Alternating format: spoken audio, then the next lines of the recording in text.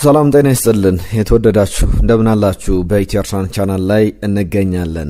ለአብሮነታችሁ ለምትሰጡን ጊዜ ከልብ እናመሰግናለን። ትናንትና አርሰናል የቶትናም ሆትስፐር ስቴዲየምን የራሱ መለማመጃ ስቴዲየም አድርጎት ነበረ። ትናንትና ብቻ አይደለም ባለፉት ጨዋታዎች ላይ በቶትናም ሆትስፐር ስቴዲየም በጣም ጥንካሬው ከፍ ብሏል። ለቶትናም ላይ ብቻ አይደለም በለንደን ደርቢም በሌሎች ጨዋታዎችም ትልልቅ መራግብሮች ላይ ምናልባት የቅርብ ጨዋታዎች ትንሽ መንሸራታቶች ቢጠቀሱ ነው እንጂ ከዛ ውጪ አርሰናል ትልቅ ቡድኖች ላይ አያለነቱን እየወሰደ ያለ ቡድን እንደሆነ በተደጋጋሚ በቅርብ ጊዜያት ላይ እየተመለከትን እንገኛለን። በቶትናም ሆትስፐር ስቴዲየም በሰሜን ለንደን ደርቢ 4-1 በሆነ ውጤት ጨዋታው ተጠናቋል። ከጨዋታው መጠናቀቅ በኋላ ስለ ጨዋታው ዝርዝር ነጥቦች እናነሳለን። ሚኬል አርቴታ በጣም አስገራሚ አስተያየቶችን ሰጥቷል። ከነዚህ መካከል ኤቨሬች ኤዜን በተመለከተ ያነሳቸው ጉዳዮች አሉ። ስለ ዴክላን ራይስም እንዲሁ ስህተት ሰርቶ ነበር። ለዛ አሰልጣኝ ሚኬል አርቴታ ምላሽ ሰጥቷል። ሌሎችንም ጉዳዮች እያነሳሳን እንቆያለን። በቆይታችን ኤዜ ከፍታ ዝቅታ ያለበት ቆይታን እያሳለፈ ይገኛል። ፒየሮ ኢንካፒን በተመለከተ የአርሰናልም የሚኬል አርቴታን ጌም ማኔጅመንትንም በባለፉት ቀናት ጥያቄ ውስጥ እናስገባ ነበር። ምናልባት መሻሻሎችን አሳይቶ ነበር ወይ የሚለው የሚጠበቅ ጉዳይ። ቪክተር ዮኬሬሽ፣ ኤቨሬች ኤዜ በጣም ድንቅ ነበሩ። ቪክተር ዮኬሬሽን ከአንዳንድ ተጫዋቾች ጋር አነጻጽረን የምናነሳቸው ጉዳዮች ያሉ። የአርሰናል ቀጣይ መርሃ ግብሮችስ እንዴት ያሉ ናቸው? ዲፊካልቲ ሌቭላቸውም እንዲሁ በወቅታ ይፋ ተደርጓል። በጣም ጠንካራ ተጋጣሚዎች ይገጥሙታል፣ መካከለኛ ነው ወይስ ደግሞ ቀላል ተጋጣሚዎች ናቸው ቀጣይ የአርሰናል መርሃ ግብሮች የሚለውን ኦፕታ በደረጃ የፕሪሚየር ሊጉን ቴብል አውጥቷል። እሱንም እየነገርናችሁ እንቆያለን። ስለ አርሰናል ተጫዋቾች በጨዋታዎች ላይ የሚሰሯቸው ስህተቶችም ብዙ ጥያቄዎችን እያስነሱ ይገኛሉ። ለሁሉም እነዚህ ጉዳዮች ላይ ትኩረት እናደርጋለን። የእናንተን ሀሳቦችም ጻፉልን። ለእናንተ ትናንትና የጨዋታው ኮከብ ማን ነበረ? ጨዋታውንስ እንዴት ተመለከታችሁት? ሀሳብ አስተያየቶቻችሁን እየላካችሁልን አብራችሁን ቆዩ። በሚኬል አርቴታ በኩል ትናንትና እንዴት ያለ ጨዋታ አሳለፈ በአመራር ደረጃ? ከዛ ውጪ እድሎችስ እንዴት አሉት? ከዋንጫ ጋር በተያዘ ከማንቸስተር ሲቲ ጋር አነጻጽረንም ስለ ማንቸስተር ሲቲ በመጠኑም የምናነሳቸው ነገሮች ይኖራሉ። አብራችሁን ቆዩ። መልእክቶቻችሁን ጻፉልን። ይህንን ቪዲዮ ላይክ አድርጋችሁ ጀምሩ። ሼር፣ ላይክ፣ ሰብስክራይብ እንድታደርገው ላስታውሳችሁ። የእናንተ ምርጫ እስቲ ነገሩን። ኤዜ ወደ ሪያል ማድሪድ ሄዶ ሮድሪጎ ቢመጣ ትመርጣላችሁ ወይስ ደግሞ አርሰናል እንግዲህ ባለበት ቀጥሎ ሌላ አጥቂ ቢፈልግ ወይም በግራ መስመር ቦታ ላይ ያንን ቦታ በሌሎች ተጫዋቾች ቢሸፍነው የተሻለ ነው ብላችሁ ታስባላችሁ? እስቲ ሀሳብ አስተያየቶቻችሁን ጻፉልን። ትናንትና 4-1 በሆነ ውጤት ተጠናቋል። በእርግጥ የመጀመሪያዎቹ ደቂቃዎች ለአርሰናል ለምሳሌ በ20 ደቂቃ ላይ ቶትናም አንድ ሙከራ ብቻ ነው ያደርገው። አርሰናል ፍጹም ብልጫ ነበረው። ነገር ግን ከዛ በኋላ አርሰናል በማዕከል የአርሰናል ተከላካዮች የሚሰሯቸው ስህተቶች በተደጋጋሚ ቶትናምን ወደ ጨዋታው ሲመልስ ነበር። በዚህ ጨዋታ ላይ ብቻ የታየ ክፍተት እንዳልሆነ ግን መናገር ይቻላል። በተለያዩ ውድድር ዓመቱ ጨዋታዎች ላይ ተመሳሳይ ችግሮችን በአርሰናል ቤት ተመልክተናል፣ እናነሳቸዋለን። ራንደል ኮሎማኒ ኤቨሬች ኤዜ 32ኛው ደቂቃ ላይ ግብ ካስቆጠረ በኋላ ከአንድ ደቂቃ በኋላ ራንደል ኮሎማኒ ግብ አስቆጥሮ ቶትናምን ወደ ጨዋታ መልሶ ነበር። ቪክተር ዮኬሬሽ 47ኛው ደቂቃ ላይ ያስቆጥራት ግብ ኤቨሬች ኤዜ 61ኛው ደቂቃ ላይ ዳግም ቪክተር ዮኬሬሽ 94ኛው ደቂቃ ላይ ግብ አስቆጥሮ በጣም በሚገርም የጨዋታ ብልጫው አርሰናልን የተመለከትንበት በጣም ፍጹም ድንቅ የነበረ ጨዋታ ነው ብለው በትክክል መናገር ይቻላል። ባለፉት 4 ጨዋታዎች በቶትናም ሆትስፐር ስቴዲየም አርሰናል ሁሉንም አሸንፏልና ቶትናም አርሰናልን ካሸነፈ ረጅም ጊዜ እየተቆጠረ ይገኛል። ተከታታይ የበላይነት ፍጹም ብልጫ እንዳለው እየተመለከተን እንገኛለን። የቅርብ ጊዜ ጨዋታዎችን 4-1 የዘንድሮ የውድድር ዘመን ደርሶ መልስ እንደሆነ ተመልክተናል። የመጀመሪያው ዙር 4-1 በሆነ ውጤት በአርሰናል አሸናፊነት ነበር የተጠናቀቀው በአቋም መፈተሻ ጨዋታ። በእርግጥ ቶትናም የውድድር ዓመቱ ገና ሳይጀመር 1-0 ማሸነፉ ይታወሳል። የዚህ ጨዋታ በጣም መነጋገር የነበሩት ጉዳዮች እንደነበሩ ይታወቃል። በክረምቱ የተደረገ ጨዋታ ነው። ከዛ በፊት ግን በፕሪሚየር ሊግ ጨዋታ ላይ አርሰናል በደርሶ መልስ 1-0 2-1 ባለፈው ውድድር ዘመን በቶትናም ሆትስፐር ስቴዲየምም ገብርኤል መጋሌሽ 54ኛው ደቂቃ 64ኛው ደቂቃ ላይ በግንባር ግብ አስቆጥሮ የጨዋታው ኮከብም ተብሎ የተመረጠበት ጨዋታ ነበረና ብዙ ጨዋታዎችን መጥራት ይቻላል። ቶትናም በወዳጅነት ጨዋታዎች እንጂ እንደዚህ በመደበኛ ጨዋታዎች አርሰናልን ካሸነፈ ካሸነፈ ረጅም ሳምንታት ተቆጥሯልና አራቱን ጨዋታዎች 2-0 3-2 1-0 4-1 በሆነ ውጤት አርሰናል በቅርብ በቶትናም ሆትስፐር ስቴዲየም የተደረጉትን ጨዋታዎች በደንብ ማሸነፍ ችሏል። አንዳንድ ነጥቦችን እናንሳ ከጨዋታው ጋር በተያያዘ አንደኛው የጨዋታው ትልቁ ሞመንት ነው ብዬ የማስበው ትናንትና ከነበሩ ጉዳዮች መካከል አርሰናል እንግዲህ የጁሪን ቲምበርን ቅያሬ በተለይ ጁሪን ቲምበር ቢጫ ካርድ ተመለከተ። ቢጫ ካርድ ከተመለከተ በኋላ 27ኛው ደቂቃ ላይ ክርስቲያን ሞስኬራን 57ኛው ደቂቃ ላይ አሰልጣኝ ሚኬል አርቴታ ቀይሮ አስወጥተውታል።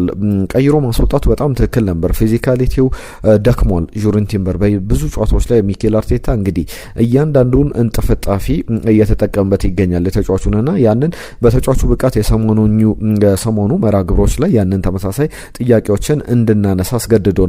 ጁሪን ቲምበር መቀየሩ በክርስቲያን ሞስኬራ በጣም ትክክለኛ ውሳኔ ነበር ብሎ መናገር ይቻላል። ክርስቲያን ሞስኬራን በተመለከተ ግን በ13 ሚሊዮን ፓውንድ የመጣ ነገር ግን ኳሊቲዎቹ የሚሰጣቸው ግልጋሎት በጣም ትልቅ ትናንትና የሚኬል አርቴታ ጌም ማኔጅመንትንም በደንብ የታየበት ነበር። በ13 ሚሊዮን ፓውንድ የመጣውን ክርስቲያን ሞስኬራ ማስገባቱ ለአርሰናል የጨዋታውን ብልጫ እንዲወስድ አድርጎታል ፊዚካሊቲ ላይ። ከዛ በተጨማሪም በጨዋታው ላይ ከፊት ፕረስ አድርጎ ኳሶችን ነጥቆ ለአርሰናል አጥቂዎች ሲሰጥና አርሰናልም ሙከራ ሲያደርግ ተመልክተናል። በጣም ጥሩ ለውጥ ነው በሚኬል አርቴታ በኩል ቶሎ ነው መቀየር የፈለገው። ለዛም በደንብ በጨዋታው ላይ ለውጥ ማምጣት የቻለ ውሳኔ እንደነበረ በትክክል መናገር ይቻላል። ኤዜን በተመለከተ በባለፉት የቅርብ ጨዋታዎች ላይ ቁጥሮቹን ላንሳና ሚኬል አርቴታ በጣም አስገራሚ አስተያየት ሰጥቷል ከኤዜ ጋር በተያያዘ ምናልባት የአርሰናል ደጋፊዎች ከዚህ በኋላ ተስፋ ሊጣልበት የሚችል ሀሳብ እንደሆነ መናገር ይቻላል። ኤዜ በቶትናም ሆትስፐር በኩል በውድድር ዓመቱ 2 ጨዋታዎችን አድርጎ 5 ግቦችን አስቆጥሯል። ሚኬል አርቴታም በጣም ከባድ ነው በ2 ጨዋታ 5 ግቦችን ቶትናም ሆትስፐር ላይ ማስቆጠር ብሎ ሀሳቡን ሰጥቷል። አርሰናል ትልቁ ግብ አስቆጣሪ ቶትናም ላይ ሮበርት ፒሬዝ ነው። 7 ግቦች አሉት 11 ጨዋታዎችን አድርጎ። ኤማኑኤል አዴባዮር በ7 ጨዋታዎች 6 ግቦች አሉት። 5 ግቦች ያሏቸው ከኤዜ እኩል ሌሎች። ኤዜ በእርግጥ በ2 ጨዋታ አሉት። ቲየሪ ሄንሪ፣ ሩበን ቫን ፐርሲ ብዙ ጨዋታዎችን አድርጎ 5 ግቦችን አሏቸውና በቀጣይ የፒሬዝን የግብ መጠን በደንብ ሊያልፈው እንደሚችል ያለ ጥርጥር መናገር ይቻላል። በዚህ የውድድር ዘመን በፕሪሚየር ሊግ በ2 ጨዋታዎች 5 ግቦችን አስቆጥሯልና ሚኬል አርቴታ ምንድን ያለው ከኤዜ ጋር በተያዘ በሚያስገርም ሁኔታ አንዳንድ በጣም ጥልቅ ሀሳቦችን አንስቷል። በእኔ በጣም ተበሳይቶብኝ ነበር ብሏል ሚኬል አርቴታ። ምክንያቱም ብዙ እየተጫወተ አልነበረም፣ በተቀያሪ ወንበር ላይ ይቀመጣል፣ ተቀይሮ ነው የሚገባው የሚል ነገርና በእኔ ውሳኔዎች ደስተኛ አልነበረም፣ ተበሳይቶብኝ ነበረ። አሁን ግን ይላል ሚኬል አርቴታ እሱን እንዴት መጠቀም እንደምንችል ከሱ ምርጥ ብቃቱን እንዴት ማውጣት እንደምንችል መረዳት ጀምሬያለሁ። ስለዚህ በቀጣይ ጨዋታ ላይ እንግዲህ አርሰናል ደጋፊዎች ተስፋ የምታደርጉበት ሀሳብ ነው። ሚኬል አርቴታ ኤቤሬቺዜን እንዴት እንደምንጠቀመው ገብቶኛል መረዳት ጀምር ያለው ካለ በቀጣይ ጨዋታዎች ላይ ኤቤሬቺዜ በሚገርም ኳሊቲዎች በደንብ መቀጠል ይችላል። ኤዜን ስንመለከት እሱ እግር ስር ኳሶች በሚገኙበት ጊዜ ሁሉ ጊዜ አርሰናል አላይቭ ወይም ደግሞ በህይወት ያለ ቡድን እንደሆነ እናያለን። ወደ ሞመንት ወደ ጨዋታ ይመጣል ኳስ እግሩ ስር ስትገባና ትናንትና 2 ግቦችን አስቆጥሯል። ክሬት ስፔሶችን ክሬት ሲያደርግ ነበር ለቪክተር ዮኬሬሽ። ቨርቲካል ፓሶቹ በጣም የሚገርሙ ናቸውና ቪክተር ዮኬሬሽና ኤቤሬቺዜ ሲሰለፉ ወይም ደግሞ ጋብሪኤል ጄሱስና ማርቲን ኦዴጋርድ ሲሰለፉ በአርሰናል ቤት ልዩነት በጣም ሰፊ ልዩነቶች አሉ። አንዳንድ ጉዳዮች ሲነሱ ሁለቱም ኤቤሬቺዜም ቪክተር ዮኬሬሽም በጣም የአርሰናልን ማጥቃት ሴንትራሊ የሚመሩ ናቸው። ቪክተር ዮኬሬሽ ተከላካዮችን ፒን አድርጎ ኳሶችንም ፊት ለፊት የሚያገኝ ከሆነ ግቦችን የሚያስቆጥር የአርሰናልን ማጥቃት ፊት ለፊት በግቡ ትይዩ የሚያደርግ ነው። ነገር ግን ሌሎች የአርሰናል ተጫዋቾች በሚገቡበት ጊዜ ማርቲን ኦዴጋርድ ቢገባ ሌሎችም እነ ኖኒ ማዱዌኬም ጋብሪኤል ጄሱስንም ቡካዮ ሳካንም ሌሎችም የአርሰናል ተጫዋቾች ትሮሳርድንም ብንመለከት የአርሰናል ማጥቃት ብዙ ጊዜ በመስመር ላይ የሚያተኩር በመስመር ላይ እንዲሆን የሚገደድ አይነት ነው። በእነዚህ በተጫዋቾቹ ባህሪ ምክንያት ቪክተር ዮኬሬሽና ኤዜ ግን ሴንትራሊ አርሰናል እንዲያጠቃ ሴንትራሊ ግቦችን እንዲያስቆጥር እድሎችን መፍጠር የሚችሉ ያንን የሚያደርጉ ናቸውና በደንብ መረጋጋት የሚችል በባለፈው ጨዋታ ለምሳሌ በወልቭስ ጨዋታ ላይ ትልቁ ትችት የነበረው ባቻ ውጤት አርሰናል ሲለያይ ተቀይሮ ከወጣ በኋላ ቪክተር ዮኬሬሽ ተከላካዮችን የወልቭስን ተከላካዮች ፒን አድርጎ የሚያቆይ እነሱ ወደፊት እንዳይሄዱ የሚያደርግ ተጫዋች አልነበረም። ጋብሪኤል ጀሱስ ወደኋላ መመለስ የሚወድ ጨዋታው ላይ በደንብ መሳተፍ የሚፈልግ ነው። ቪክተር ዮኬሬሽ ግን 2 ኳስ ነክቶ ሙሉ 90 ደቂቃ እዛ ጋር ስራውን ሰርቶ ሊወጣ የሚችል አይነት ተጫዋች ነውና ያንን በኳሊቲ ደረጃ በደንብ ሴንትራል ፕሬዘንሱን የተመለከትንበት ነው። ብዙ ኳሶችን የነካበት ጨዋታ ነበረ። ትናንትና ሚኬል አርቴታም እንዳለው ምርጥ ብቃቱ የአርሰናል ቤት ምርጥ ብቃቱን ግቦችን ሳያስቆጥር በፊትም የነበረው ሞመንት በጣም የአርሰናል ምርጥ ብቃቱን እየተመለከትንበት ነበር የሚል አስተያየቱን ሰጥቷል። 2026 ከገባ 8 ግቦችን አስቆጥሯልና ከተጫዋቹ ጋር በተያያዘ የሚተችበት መንገድ አለ።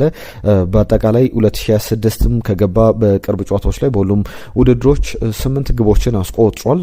በዛ ላይ ደግሞ አጠቃላይ 15ኛ አርሰናል ግቡ ነው። በፕሪሚየር ሊግ ደግሞ 10ኛ ግቡን ያስቆጠረውና ቪክተር ዮኬሬሽን እንደ ፍሎፕ ይቆጠራል ወይም እንዳልተሳካ ዝውውር የሚያነሱት አሉ። ኡጎ ኤኪቲኬን ለምሳሌ በሊቨርፑል ቤት ብናነሳ ስኬታማ ዝውውር ነው ብለው ሊያነሱ የሚፈልጉ ደጋፊዎች አሉ። ነገር ግን ትክክል ነው ብሎ ማለት አይደለም። ኡጎ ኤኪቲኬም 10 የፕሪሚየር ሊግ ግቦች ነው ያሉት። ቪክተር ዮኬሬሽም 10 የፕሪሚየር ሊግ ግቦች ላይ ደርሷልና በጣም ጥያቄ የሚያስነሳ ነው። ኢጎር ቱዶር ትናንትና ከጨዋታው መጠናቀቅ በኋላ አርሰናል የዓለማችን ምርጡ ቡድን ነው፣ አሁን ምናልባት በዚህ ወቅት ላይ የዓለማችን ምርጡ ቡድን አርሰናል ነው ብሎ ምስክርነታቸውን ሰጥተዋል። የሚገባውን ብቃት በደንብ ያሳየ ቶትናም 5 ተከላካዮችን ይዞ በ5-3-2 የገባ ቡድን ነበር። ነገር ግን እንዳይሆን ሆኖ ተሸንፎ የወጣበት ነውና ቪክተር ዮኬሬሽም ኤቤሬቺዜም ድንቅ ነበሩ። ቪክተር ዮኬሬሽ ለምሳሌ ባለፉት 5 የፕሪሚየር ሊግ ጨዋታ ላይ 5 ግቦችን አስቆጥሯል። በጣም ጥሩ እየተንቀሳቀሰ ያለ ተጫዋች እንደሆነ በደንብ መናገር ይቻላል። ከዛ ውጪ ግን ባሉ ነገሮች በጨዋታው ላይ ክፍተቶች ነበሩ። ስለ አርሰናል አንዳንድ እንቅስቃሴዎች መናገር ይገባል። ትናንትና አርሰናል አቻ ሲሆን ወይም ግብ ሲቆጠርበት የዴክላን ራይስ ስህተት ነበረ። ከዛ ውጪ ሁለተኛ ግብ ረንደል ኮሎሞኒ ግብ አስቆጥሮ ጨዋታውም 2-2 ሆኖ ነበር። በዳኛው ባለቤትሩ ውሳኔ የተሻረ ፋውል ተሰርቷል ብለው የሻሩት ኳስ ነበርና ከዛ አስቀድሞ ግን በነበሩ ሞመንቶች ላይ ኤቤሬቺዜን ብንመለከት ዴክላን ራይስ የተናገረው ነገር ነበር። ከጨዋታው በፊት አርብ ዕለት የአርሰናል ግቦች አርሰናል የሚቆጠሩ ግቦች በአርሰናል ተጫዋቾች ስህተቶች የሚመጡ ናቸው ብሎ ነበረ። ትናንትና ግን ያንን ነገር ራሱ ስህተት ሰርቶ ነበር። ለዴቪድ ራያ ማቀበል የሚችለው ዴቪድ ራያም በረጅሙ ማውጣት ሌሎች ተጫዋቾችን ቦታቸውን አይቶ ፓስ ማድረግ ይችል ነበረ። ነገር ግን በጣም ለረጅም ሰከንዶች ኳሱን ይዞ ከቆየ በኋላ ራንደል ኮሎማኒ ነጠቀው። ራሱ ወደ ፍጹም ቅጣት ምት ክልል ይዞት ገብቶ አስቆጠረ። በዛ ሞመንት ላይ አርሰናልን ስንመለከት ያስቆጠራት ያቺ ግብ በደንብ በእርግጠኝነት ራንደል ኮሎማኒ ያስቆጠራት ግብን ማለት ነው። በትክክል በአርሰናል ቦክስ ውስጥ ለመጀመሪያ ጊዜ ቶትናም ኳስ የነካበት አጋጣሚ ነበርና እንደዚህ አይነት አጋጣሚዎች በአርሰናል ተጫዋቾች በራሳቸው የሚፈጠሩ ናቸው። ዘንድሮ በያዝነው የእንግሊዝ ፕሪሚየር ሊግ የውድድር ዘመን ላይ 5 ስህተቶች በአርሰናል ተጫዋቾች ተሰርተው በቀጥታ ወደ ግብነት ተቀይሯል። የብሪያን ምቦሞ ግብ ማንቸስተር ዩናይትድ ላይ፣ ከዛ በተጨማሪ ሪቻርልሰን ቶትናምን አርሰናል ባሸነፈበት የኤምሬትስ ጨዋታ ላይ 4-1 ሲጠናቀቅ ያቺ ግብ የምትጠቀስ ነው። ትናንትና ደግሞ የዴክላን ራይስ ረንደል ኮሎማኒ ላይ በጣም መዘናጋት አይቶ ኳሷን ነጥቆ አስቆጥሮት ነበርና እንደዚህ አይነት ስህተቶች አሁንም መቀነስ እንዳለባቸው በደንብ መናገር ያስፈልጋልና በጣም ጆይንት ሞስት ስህተቶችን ወይም ኢረሮችን የሰራ ቡድን ነው ከአስቶን ቪላ ጋር በያዝ ነው። በ2026 4ኛ ስህተቶች 4 ግቦችም በአርሰናል ተከላካዮች ስህተት ተቆጥሯል። ለምሳሌ ሌላኛው የዚህ የቪታሊቲ ሮዱ ጨዋታ የጋብሪኤል ማጋሌሽ ስህተትም የሚጠቀስ ነው። በመጀመሪያዎቹ ደቂቃዎች ላይ ቶትናም አልነበረም፣ አንድ የግብ ሙከራ ብቻ ያደረገበት ነበርና የአርሰናል ተከላካዮች ስህተት የአርሰናል ተጫዋቾች ለነሱ የሚሰጧቸው ኳሶች ቶትናምን በተደጋጋሚ ወደ ጨዋታው እየመለሰ ይገኝ ነበርና እነዚህ አይነት ነገሮች በደንብ መቀነስ ወይም ጭራሽ መቅረት ያለባቸው ይመስላል። አሁን በማዕከላቸው የ32 ነጥብ ልዩነት አለ። ሰሜን ለንደን ቀይ ሬድ ሆና ነበረ ትናንትና፣ አሁንም በዛ ብልጫ ላይ ቀጥሏል። ሚኬል አርቴታ ባለፈው ከወልቭስ ጨዋታ በኋላ ያለም ማብቂያ ይመስል ነበር፣ ያለም መጨረሻ የደረሰ ይመስል ነበር አርሰናል ነጥብ መጣሉን ተከትሎ። አሁን ጥሩ ምላሽ ሰጥተናል ብሏል። በዋንጫ ፉክክሩ ላይ አሁንም አርሰናል ጥሩ እድሎች አሉት። በቀጣይም ብዙ መነቃቃት ያስፈልገዋል። በትናንትናው ጨዋታ መጠናቀቅ በኋላ ከተሰጡ አስተያየቶች መካከል ጋሪ ኔቭል በባለፈው የሲቲ ጨዋታ የአርሰናልም የትናንትናው ድል በኋላ ያነሳቸው ጉዳዮች አሉ።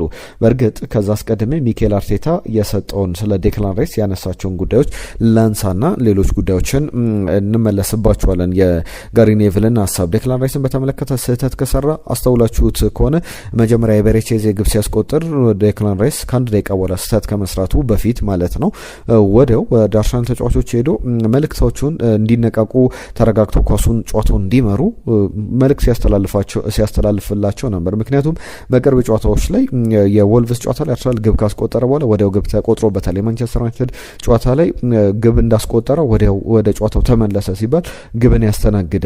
አሁንም ትናንትናም ተመሳሳይ ግብ አስተናግዷል። እንደዚህ አይነት ሞመንቶች እንዳይፈጠሩ ነበር። ነገር ግን ራሱ ስህተት ሰራ። ሚኬል አርቴታ ግን ዴክላን ራይስ ስህተት መስራቱንም በተመለከተ ስለነበረው እንዴት ባውንስ ባክ እንዳደረገም ሲጠየቅ ነበርና ስታወሩት ያለውን አቲቲዩድ ስትመለከቱ በደንብ ዴክላን ራይስ የሚገርም ነገር ነው። ትናንትና ሰርቶ የወጣው ስህተት ሰራ። ከዛ በኋላ ምንም አይነት የአቲቲዩድ ለውጥ አልተመለከትንበትም። በሚገርም ብቃት ነበር አፍተርዋርድ ሲጫወት የነበረው። ጥሩ ብቃትም አሳይቷል። ያለውን ፐርሶናሊቲ፣ ያለውን ካሬጅ፣ ያለውን ነገር እንዴት ዲፊካልት ሞመንቶችን ስታንድ አውት ማድረግ እንደሚችል ያሳየበት ነበረ ትናንትና። ያንን ምስክርነት ሚኬል አርቴታም ሰጥቷል። ከዛ ውጪ ግን የጋሪ ኔቭል ሀሳብ በጣም የሚያነጋግር ነው። በተለይ አሰልጣኝ ፔፕ ጋርዲዮላን በተመለከተም የሰጠው አስተያየት አለ። ከዋንጫ ፉክክሩ ጋር በተያዘ አርሰናል ሜንታል ብሬክዳውን፣ ሜንታሊ ፍራጃይል ነው የሚሉ ነገሮች አሉ። ትናንትና ሰከንድ አፍ በኋላ በጣም ፕሮፌሽናል ነበር። በተለይ ሰከንድ አፍ ላይ አርሰናል ስቴብል ነበር። ፊዚካሊ ሜንታሊ በጣም ስትሮንግ ነበረ። ጨዋታውን ሪሊ ኮንትሮል አድርጎት ነው የወጣው። ሪላክስ ተረጋግቶ ጨዋታውን ያሸነፈበት መርሃ ግብር ነበረ ብሎ ምስክርነቱን ሰጥቷል። ነገር ግን ፔፕ ጋርዲዮላ እነ ሀርሊንግ ብራውት ሃላንድ በጣም ደስታቸውን የገለጹበት መንገድ ባለፈው ጨዋታ ላይ ለአርሰናል መልእክት ለማስተላለፍ እየመጣን ነው የሚለውን ለመልእክት ለማስተላለፍ ነውና ያ ደግሞ በአሰልጣኝ ፔፕ ጋርዲዮላም በቀጥታ እንደዛ አይነት መልእክት ለማስተላለፍ አይደለም፣ ዋንጫውን ለማሸነፍ እየመጣን ነው የሚለውን ለአርሰናል መልእክቱ እንደዛ አይደለም ቢልንም እንደዛ ነው መልእክቱ የሚል ነገር አንስቷል። ማንቸስተር ሲቲ በጣም ዴንጀረስ የሆነ ማጥቃት ክፍል አለው። ኦመር መርሙሽ፣ ሻርሊንግ ብራውት ሃላንድ፣ ራያን ሸርኪ፣ አንቶኒዮ ሴሜኒዮ፣ ፊል ፎደን አይነት ተጫዋቾች አሉት። ግብ ጠባቂው ዶናሩማ የሚገርም ነው። አሰልጣኙ ኤክሰፕሽናል የሚባል ነውና አርሰናል ይህንን ጨዋታ ማሸነፉ በዚህ ጨዋታ ላይ በደንብ መተማመንን በቀጣይ ደግሞ አርሰናል ላይ ያሉ ጥያቄዎች ሌሎች ቡድኖች አርሰናል አሁንም ጥንካሬው ላይ እንዳለ እንዲያስቡና በፍርሃት እንዲመጡ ፍርሃት ደግሞ ለአርሰናል የበለጠ የዶሚኔሽን ባህሪ የዶሚኔሽን ጉልበት እንደሚሰጠው በደንብ እየተመለከትንበት ነውና በቀጣይ አርሰናል ኤቤሬቼዜን በደንብ እየተጠቀመ ሴንትራሊ ማርቲን ኦዴጋርድ ሲገባ ደግሞ በመስመር ቦታ ላይ የአርሰናል ማጥቃቶች በደንብ የሚያድጉበት ነገሮች ይመቻቻሉ ብለን እንጠብቃለን። ጨዋታዎቹን በተመለከተ ከዚህም በላይ ሌሎች ነጥቦችን ማንሳት ይቻላል። ነገር ግን በቂ ነገሮችን አንስተናል ብለን እናስባለን። የሚኬል አርቴታ ጌም ማኔጅመንት ባለፈው ጌም ማኔጅመንት ተጫዋቾች መቀየር አለባቸው ተብሎ በብዙሃን መገናኛዎችም ጭምር ሲጠየቅ ነበር ቶሎ ያንን ደግሞ ትናንትና አሳይቷል። 4-1 በሆነ ውጤት ጨዋታው ተጠናቋል። በጣም ፍጹም ብልጫ የነበረበት ጨዋታ ነው። ኖኒ ማዱኬ በቡካዮ ሳካ መጨረሻ ደቂቃ ላይ ተቀይሮ የገባ ነው። ማርቲን ኦዴጋርድ፣ ጋብሪኤል ማርቴሊ በትሮሳርድና በማርተን ኦዴጋርድና ትሮሳርድ ኤዜን ቀይረው የገቡ ተጫዋቾች ነበሩ። ትናንትና ክርስቲያን ሞይስኬር አስቀድሞ የተቀየረ ነው። አሁንም ቢሆን ግን የአርሰናል የቤት ስራ ቀጣይ ጨዋታዎች ላይ በደንብ የሚጠበቅ ነው። ቀጣይ ከአርሰናል ጋር በተያዘ የቼልሲ መርሃ ግብር በቀጣይ ልክ ከአንድ ሳምንት በኋላ እሁድ ዕለት ይደረጋል። ትናንትና ጨዋታው ከተደረገበት ከአንድ ሳምንት በኋላ ከቼልሲ ጋር ማርች 1 ላይ የሚደረግ ጨዋታ ነው። ከዛ በኋላ ከብራይተን ጋር ደግሞ ከቀናት በኋላ አርሰናል ጨዋታውን ያደርጋል። እነዚህ በጣም አስፈላጊ በጣም ጥሩ ጨዋታዎች መሆን ያለባቸው ለአርሰናል አስፈላጊ መርሃ ግብሮች ናቸው። ቼልሲ ጥሩ ፉክክር ማድረግ የሚችል ቡድን ቢሆንም ለአርሰናል በጣም ሰፊ እድል አለው በሜዳው የሚያደርገው ጨዋታ ነው። ከዛ በኋላ ወደ አሜክስ ስቴዲየም ሄደው ብራይተንን ይገጥማል። የኤቨርተን ጨዋታ ይመጣል። ከዛ አስቀድሞ ማንስፊልድ ታውንን በኤፍኤ ካፕ የሚገጥምበት ጨዋታ አለ። እኔ ግን ለአርሰናል የፕሪሚየር ሊግ ዋንጫ አሸናፊነት ትልቁ ጨዋታው ትልቁ ስራ የሚሰራው ብዬ የማስበው የማንቸስተር ሲቲ የኤፍኤ ካፕ የካራባኦ ካፕ የፋይናል የዋንጫው ጨዋታ ላይ ነው። ያንን ጨዋታ አርሰናል ማሸነፍ ማለት ማንቸስተር ሲቲን ረግጦ መረማመድ ብቻ አይደለም፣ የማንቸስተር ሲቲን ሞራል መግደል፣ ዋንጫውንም የፕሪሚየር ሊጉን ዋንጫ አርሰናል የሚያረጋግጠው ያ የማንቸስተር ሲቲ የዚህ የዌምብሌ ጨዋታ ላይ ከማንቸስተር ሲቲ ጋር የሚደረገው የካራባኦ ካፕ ፍጻሜ ላይ ነው ብሎ በትክክል መናገር ይቻላል። እነዚህን ጉዳዮች አነሳን። ዲፊካልቲ ሌቭሉን በተመለከተ በቀጣይ ጨዋታዎች ላይ ምን አይነት ጨዋታዎች ሊኖሩ ይችላሉ የሚለውን ላንሳላችሁ። በኦፕታ በኩል ዚ አትሌቲክም ያወጣቸው ዝርዝር ዘገባዎች አሉ። የቀጣይ መርሃ ግብሮች አርሰናል 10 ጨዋታዎች ይቀሩታል። ሌሎች ቡድኖች 11 መርሃ ግብሮችና የዲፊካልቲ ሌቭላቸው እንዴት ነው የሚለውን ስንመለከት በጣም ቀላሉን ጨዋታዎች የሚያደርገው ከዚህ በኋላ አስቶን ቪላ ነው። ከዛ ውጪ ቀላል ጨዋታዎች ወልቭስ እና አስቶን ቪላ ነው ያላቸው። ከባድ ጨዋታ ደግሞ በርንሌ፣ ቸልሲ በጣም ከባባድ የሚባሉ መርሃ ግብሮች አሏቸው። አርሰናልን ስንመለከት ወደ ቀላል ያመዘኑ አርሰናልና ሊቨርፑል ሰንደርላንድ ለቀላልነት ያመዘኑ ጨዋታዎችን ያደርጋሉና በዲፊካልቲ ሌቭል መሰረት 90.7 ዲፊካልቲ ሌቭል ያላቸው ጨዋታዎችን ነው የሚያደርገው አርሰናል። ለምሳሌ የሲቲን ብንመለከት 91.2 ማንቸስተር ዩናይትድን በዲፊካልቲ ሌቭል መጠነኛ ከበድ ያሉ ጨዋታዎች ያሉበት ቡድን ነው ማንቸስተር ዩናይትድም ማንቸስተር ሲቲም። ነገር ግን የአርሰናልን ስንመለከት ከነሱም ቀለል ያለ ከአስቶን ቪላ ደግሞ በመጠኑ ከበድ ያለ ጨዋታዎችን ያደርጋል። በቀጣይ ያሉ መርሃ ግብሮች በስፋት እናነሳለን። ዝውውሮች ላይ ትኩረት እናደርግና አንድ ሁለት ነጥቦች እናንሳ። አንደኛው ዩሊያን አልቫሬዝን የተመለከተ ነው።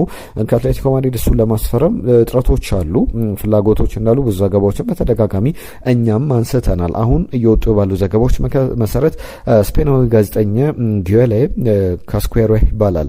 የጋዜጠኛ አይኖ ይላል አቃለው ባርሰሎና ይፈልገዋል፣ አርሰናልም ይፈልገዋል፣ ፓሪስ ሰን ጀርመንም ይፈልገዋል።